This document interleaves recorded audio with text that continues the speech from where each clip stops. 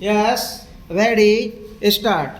We can understand the anxiety of oil producing countries to conserve their depleting reserves of crude. We also appreciate their desire to strengthen and diversity their economies through investments financed by larger revenues from their exports of oil. We extend our support fully to them in their efforts to secure a dominant role in the international trade in oil, which has hitherto been controlled by a handful of private oil companies. We have cordial relations with oil exporting countries. The adverse impact of the rise in oil prices on the economies of developing countries like India is recognized by the friendly countries in Western Asia.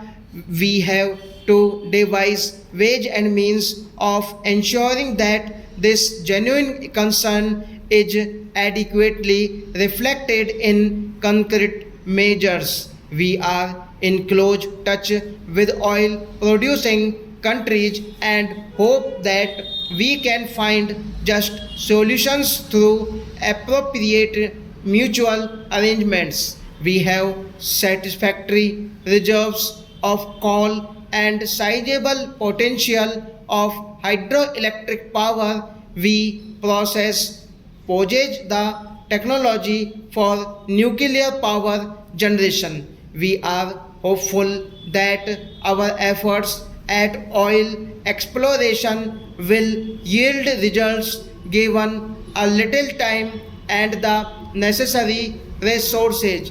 We should be able to develop these to meet our needs, but the intervening years will be difficult and will call for the most disciplined effort on our part and understanding from our friends. Government is organizing a massive effort to develop our indigenous source of energy and to maximize our earnings from exports, efficient and increased production of our own sources of energy and of export oriented industries, utmost economy in the use of oil products and selective restraints on domestic consumption of explorable goods are essential for the success of this effort. I appeal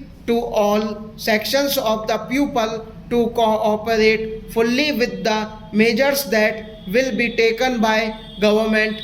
The search for oil onshore and offshore will be pursued with vigor. The exploration which has begun in one offshore area will be intensified. We have already a joint venture for production of crude oil in Iran.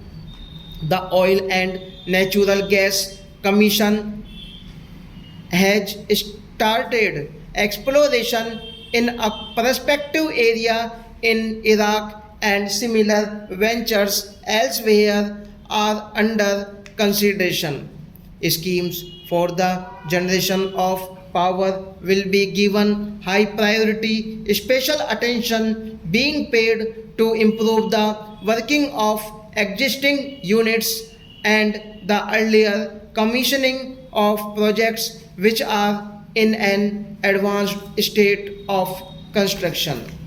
The key to the success of our efforts in insulting our projected targets of economic growth from the rise in prices of oil lies in larger production and transport of coal. Department of Mines and the railways have to gear themselves to the task of raising and moving the coal to various centers of consumption. The state governments, on their part, should ensure that necessary basic facilities like power and feeder roads are made available. A great responsibility rests on the managements and the 1.5 million workers of the mines and the railways. With their cooperation, the production of coal will be increased in 2007-8 to 290 million tons, if not more, and a steady flow will be maintained to keep wheels of industry running smoothly. In the present situation, the maintenance of production, particularly in essential sectors, in is an obligation we owe to our people. In recent months, the workers have been experiencing considerable economic difficulties. In spite of this, our workers who have a proud heritage of patriotism know very well that the situation can be improved only if the social tasks of production are viewed in the larger national perspective. Therefore, workers have to make a supreme effort to increase production and to ensure quick and uninterrupted movement. The is this only way in which they can contribute to relieve the shortages faced by the common people. The draft 11th 5-year plan provides the framework and the program to tackle the twin problems of food and fuel. The tragedy for agriculture is based on a combination of the application of new technology and widening the base of production. The emphasis is on the one hand and for the small farmers on the other, so that the very process of increased production ensures wider distribution region wise as well as between different sections of the pupil. The plan gives special importance to the development of power, coal, oil and transport, and of industries like fertilizers, which are vital for agriculture in a number of sectors. A large part of the output levels envisaged in the plan is based on the assumption of full and more efficient utilization of existing capacities. This is as much a part of the plan as new investment. For the first time, integrated sub-plans are being prepared within the overall framework of state plans for the development of backward areas, including hill and tribal areas, so that all sections of the pupil achieve certain minimum levels of social consumption in elementary education, rural health, and rural electrification. Stop.